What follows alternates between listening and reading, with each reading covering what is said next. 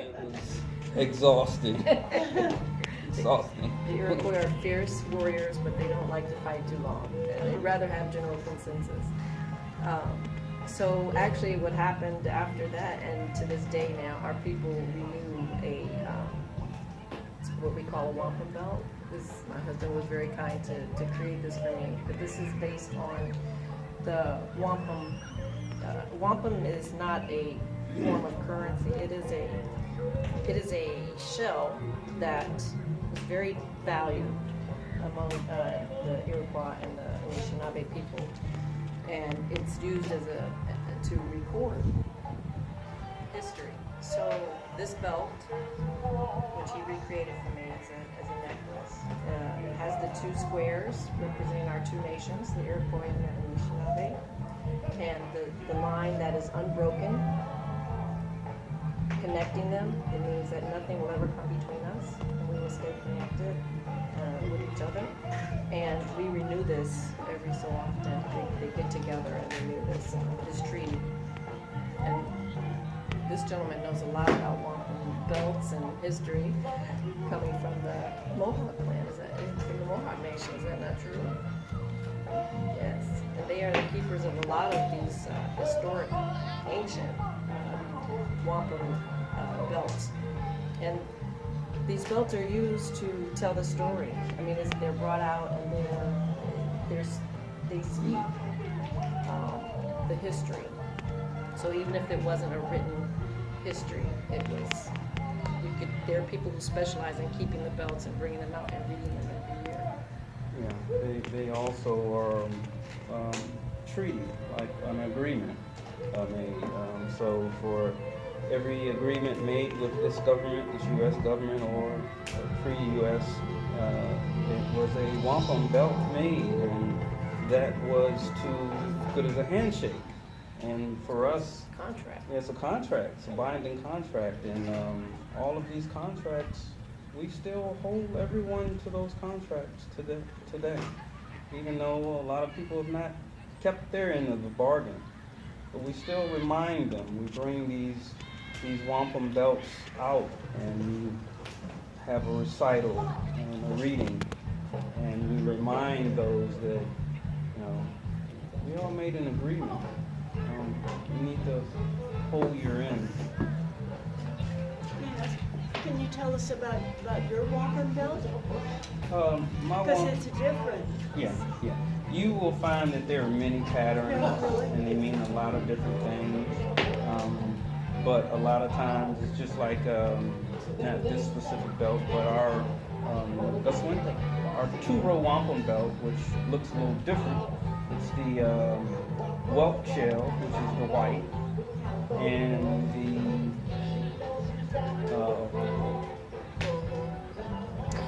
You threw me off by saying that. Where the purple bead comes from? Yeah. I'm looking at it in my. It's not a big shell. Quahog shell. It's a clam shell, but it's normally, and greetings also, normally it's a northern, very thick clam shell. Very different from the clam that we have here, which is actually pretty thin. So we learned how to make beads out of them, and a lot of people wonder, how would you do that? But you'd be amazing what you can do with a stone and some sand. Simple techniques, and you can come up with these tubular, and they drilled them also. They made drills and drilled through the center. But they're so tedious to make, even today, that each bead costs probably about $7 to $8 each bead. That's how labor intensive it is to gather this stuff, and the coloration, they come in different colors. Some colors are far rarer than others, black, and they mean a lot of different things. But this choker that I have on doesn't mean anything specifically, in which I didn't want to have it to I didn't make any promise when I put this on. So I didn't want anyone to hold me to that. And what about the belt that you have across? Same thing, just same thing. It just pretty much, when you see the wampum, it signifies Iroquois people. And sometimes also the people that it's coined for, the Wampanoag people. So it's actually coined from Anishinaabe or Algonquin people, but we adopted and traded a lot of things among all of the different nations. So how do you keep your story, your history? How you pass it on? Almost every year, there's a recital. Guinan and Chagoa, the great law that binds. They just had a recital this year, and sometimes they skip a number of years, 2 or 3 years, but recitation. We will gather all of our nations, and they will have a recital, and it will be spoken in all of our languages. In times of old, if you didn't speak your native language, you were not welcome to the party, because no other language would be allowed at all. So that would be Algonquin? Well, for the Iroquois. Oh, Iroquois. Yeah, for the Haudenosaunee. I'm speaking more or less for my people. I'll let her speak for her own people, which is a different nation. Original people here were Algonquins. You said no? No, all in this close proximity of Virginia. Right. Now you had all three groups. So you had the Siouan, the Iroquois from the James River, all the way down to South Carolina, and in between there and other parts of Western Virginia, you had the Siouan people, the Occaneechees, the Saponi people. So basically for Virginia, but we tell people to think outside of Virginia. That's not our, those are not our imaginary in borders. North Carolina, they have Cherokees. Well, they have many nations in North Carolina.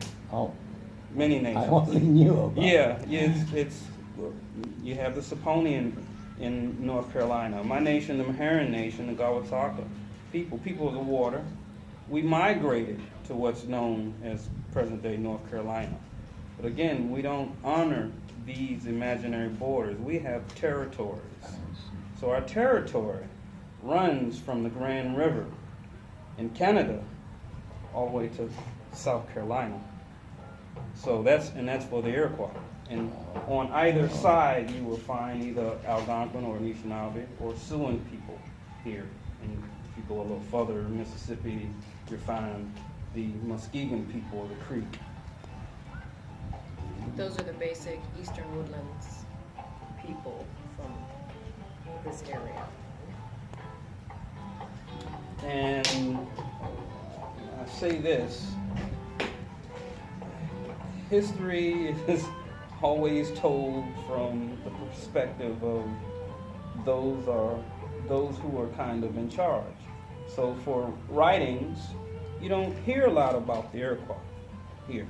You only hear about the Powhatan Confederation.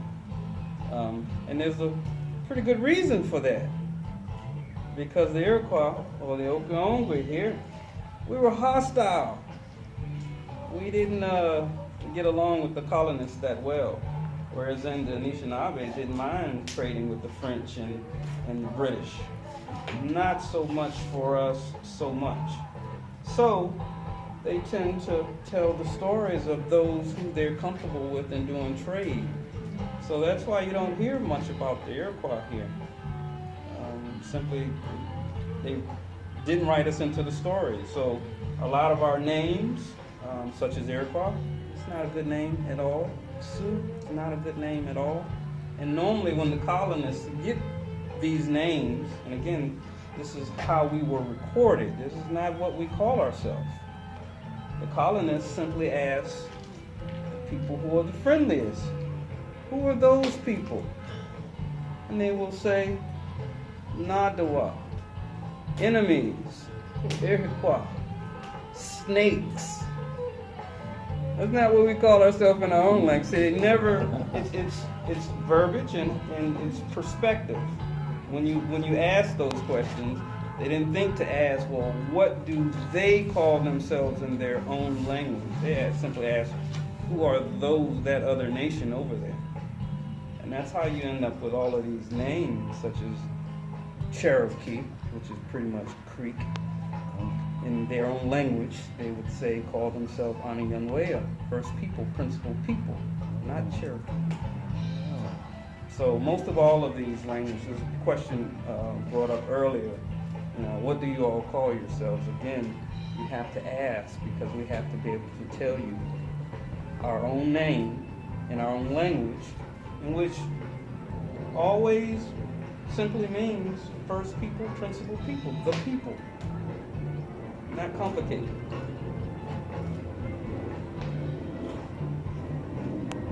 So, I'd like to talk to you a little bit more about the water and people's connection to the water.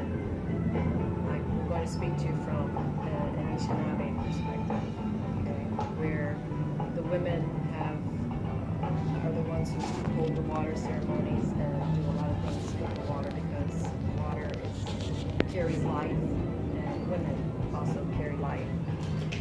And in most recent history, the Anishinaabe grandmothers have come together and decided, because of all of the harm that's going on with the water, they've come together and hold water walks.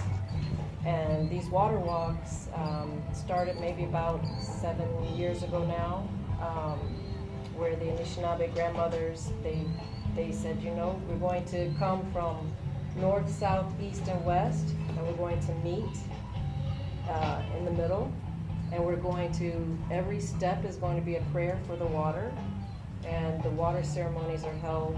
We go to the mouth of the rivers, and we hold our water ceremony, and the purpose of that is to reconnect to the spirit of the water. We believe that all of the living things have spirits, and so the spirit of the water, Nibi, we call water Nibi in Ojibwe, and the Manitou, the spirit of the water, is who we are addressing, and we are giving thanks for the life that it gives us, and for the fish, and for all of the things that we get from the water, our health and well-being. We can't live without water. Water is life, we say.